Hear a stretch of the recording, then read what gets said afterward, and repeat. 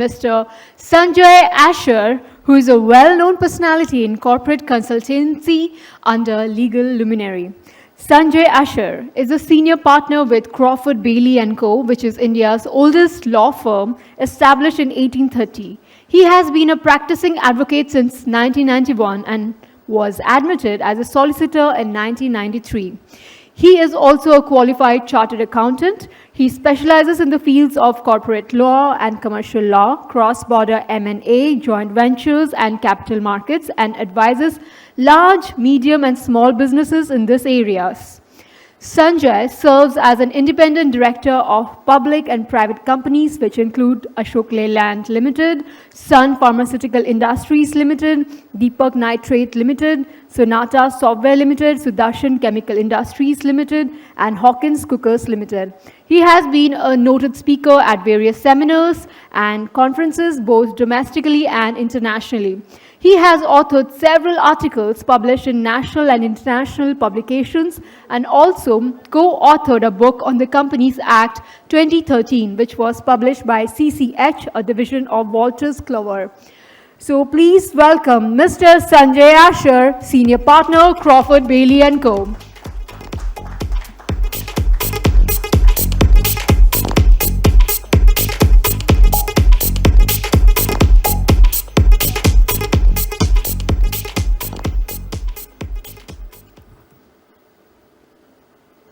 Good morning.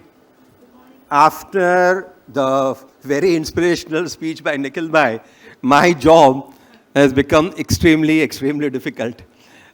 Of course, I'll just give you one example to Nikhil Bhai, that in my office, there is no prohibition or there is no restriction on this laughter.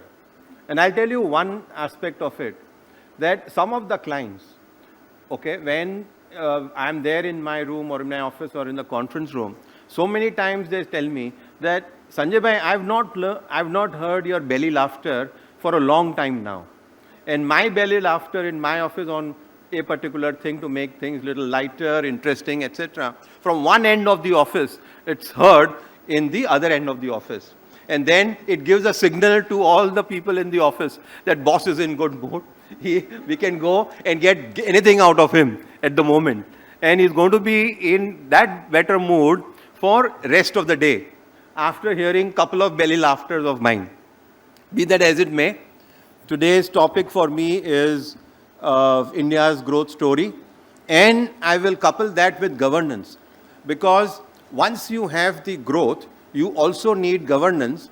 And both these aspects are very intermingled. In case you want growth, there has to be a strong governance. And if you have strong governance, your growth automatically follows. Let me give you the advent of governance. Now, most of us are aware of accounts, of bookkeeping. Now, double entry bookkeeping is the fundamental of accounts. And all of us need to keep accounts.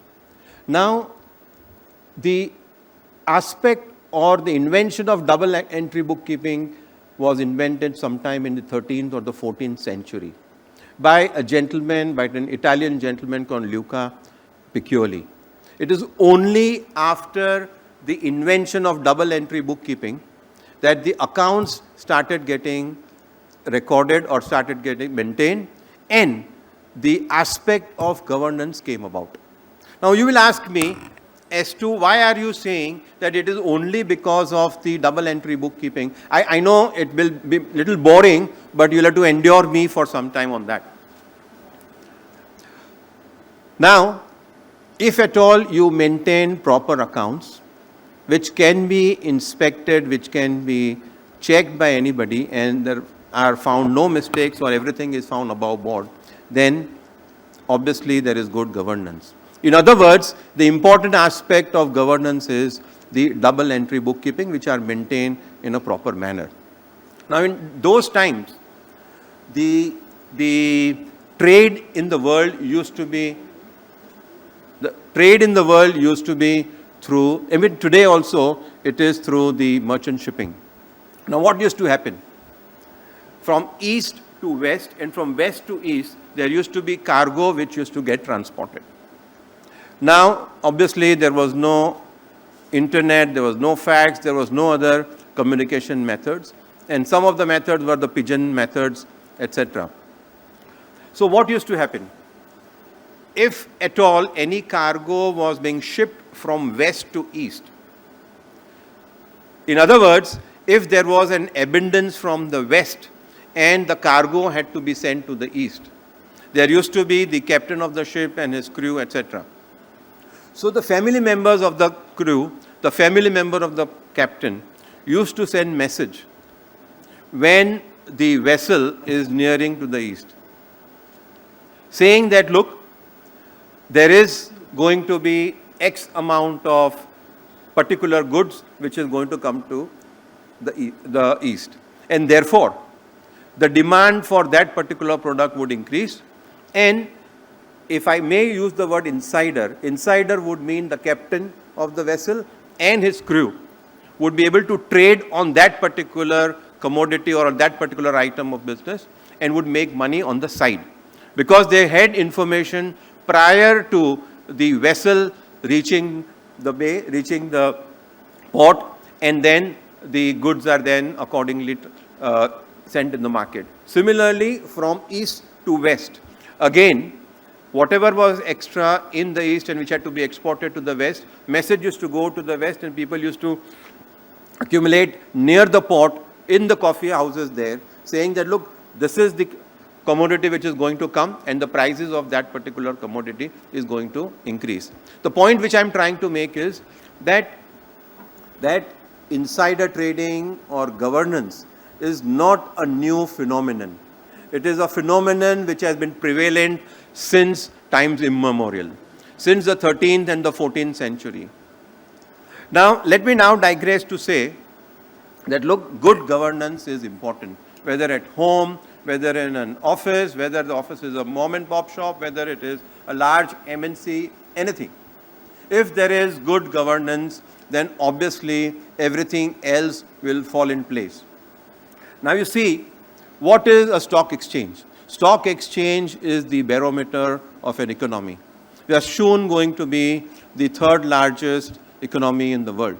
And our stock exchanges are also doing well, and they are growing and increasing day by day.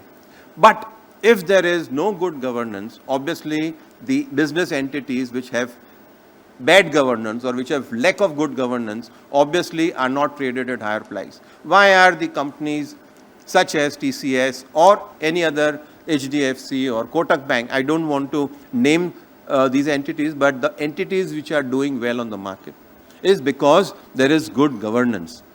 If governance is there, if everything is if everything is done and disclosed in a transparent manner, obviously there is going to be a better value for the business. The point which I'm trying to make is, if one does a fair business in a transparent manner and in a mechanism whereby anybody can ask any questions and you should be able to answer and open your books and disclose everything, in which event people will trust.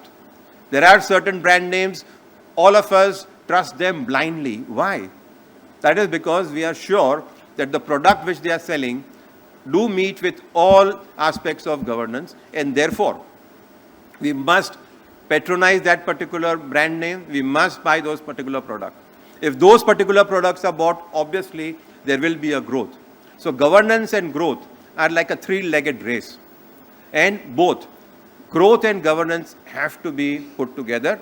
And my only suggestion or view is that yes, one should follow good governance irrespective of any element of cost, hardships which are involved in that. I don't want to make it very mundane or boring talk, but I would invite if there are any questions. Otherwise, Dr. Satya Brahma said that not more than 5 minutes. And I think all of us know everything about governance, so I don't want to repeat or I don't want to labor it more. Sure. The question before you is that there are a lot of corporate entities which have a tremendous presence in the stock market. The market rates keep happening. As per my survey from my media group, which I found out, as per the presentation, you would have known that I'm an independent journalist. I don't get swayed by anybody else. So come what may, I tell the truth only. I can tell you that in India, around 67% of stocks are being manipulated. Even the bigger companies are not exception to that rule. How to prevent those things actually? Look, Am I right what I'm saying? no, I don't want to express a view whether there is manipulation or not. There may be manipulation. Let's take it that there is manipulation. But ultimately the retail investors are getting a hit of it. I see, correct, I agree, but retail investors are getting swayed, okay, rather than doing their homework as to which company follows good governance, better governance, and which are sustainable and which have growth story. No, but they saw that. Now, if one does little exercise as to whether an entity, a business entity which is listed on an exchange, is it following good governance practice? If the answer is yes, then obviously, yes, one can invest. But merely because some faction of the business community is manipulating a particular stock and the stock is rising, would not mean that one should invest. Now, I always give this particular view.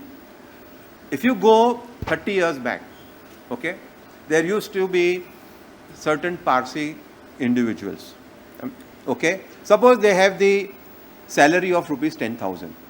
What will they do? They will spend 5,000 on the household, balance 5,000. They have their own SIP. Tata Motors, every month they will buy 5 Tata Motors, 5 ACC, 5 Hindustan Unilever, 5 Tata Iron Steel. These are blue chip stocks, Correct. I know, yeah. Now, correct, because the reason is that it is creation of wealth. There are two things in the stock market. One is your trading. Why I'm asking this One question? is your trading, and the other one is hedge against inflation, wealth building. Okay? In Sanskrit, there is one particular subhashit. Shanai Pantha, Shanai Kanta, Shanai Parvata Mastake. Shaner Vidya, Shaner Vittam, Panchaitani, Shanai Shanai. Shanai Shanai meaning slow and steady. So, whether you want to... Got it, yeah. Okay. Now, the point I'm only trying to make there... I got it. The manipulation, forget the manipulation part of it. I got it. You know, there are certain audience who are sitting here, they want to go for an IPO. I don't want to name them. What is your advice to these people? They have to be very clear as to why do they want to go for an IPO. For example, Dr. Satya Vadlamani wants to go for an IPO in 2-3 years down the line. Not now. So what are... Look, I have been practicing capital markets also for the last... I was part of SEBI's Primary Markets Advisory Committee. I've seen, yeah. Member from 2011 until 2017. So my point is that if your shares are listed on a stock exchange, okay, you are continuously on treadmill. And why do I say that? Because quarter on quarter, you have to keep performing. Okay? If you do not perform, there will not be any demand for your stock.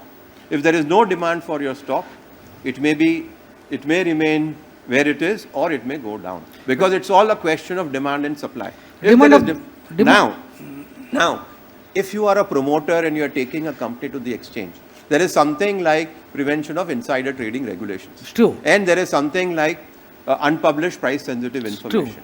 And you cannot sell, or rather you cannot buy or trade on the stock, sell on the, your own stock, okay, from the time the quarter ends until 48 hours after the results are declared. At the same time, you should not be in possession of unpublished price sensitive information. Okay, Sanjay, you are India's... So therefore...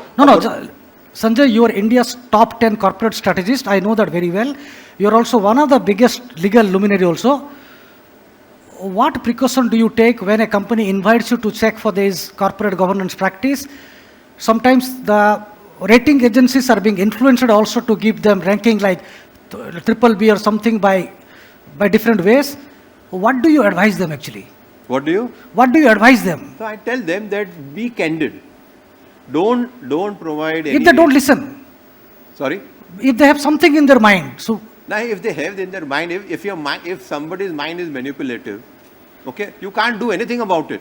Do you back out? Do you back out? Sorry? Do you back out? Yeah, of course one has to back out. You can't be associated Okay? I'm associated with a law firm which is 194 years old. Yes, I've seen, yeah. One would not have a journey of 194 years if one keeps getting associated with entities which one should not.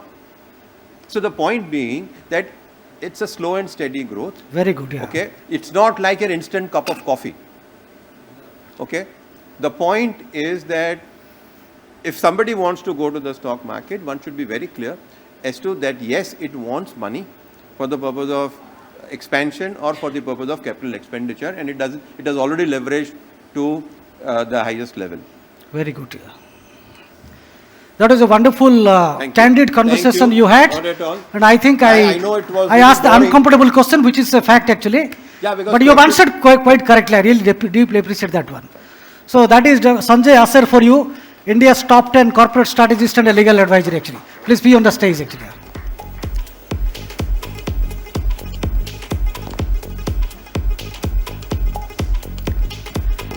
Thank you.